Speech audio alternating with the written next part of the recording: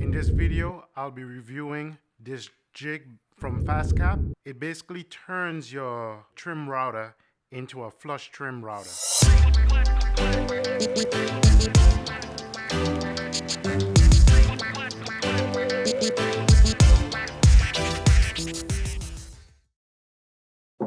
It comes with all of this hardware, this bolt, this steel shaft, and this plastic part and this plastic guard. The handle is cylindrical halfway and it's flat on the other half. The flat part registers on your workpiece and you use it with a bearing guided bit, and I'll demonstrate it for you. And this allows you to make your light be edging on a shelf or face frame. It allows you to make it flush, allow you to trim it flush with the side of the carcass or with the plywood shelf. I have no qualms with the jig. I love the jig.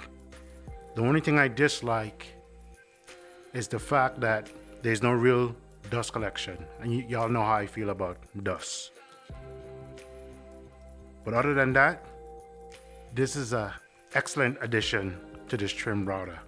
It attaches to the base. You have to drill a hole and bolt it on. Very simple operation. And it works as advertised. The only issue I've had in the past, and there's an easy fix to it, a lot of these flush trim router bits, the bearing is not exactly flush with the blade. The bearing is actually a little bit small, tiny bit narrower in diameter than a bit. And with today's plywood having very, very, very thin veneer, it can cause the bit to gouge the veneer of the plywood. I find using painter's tape,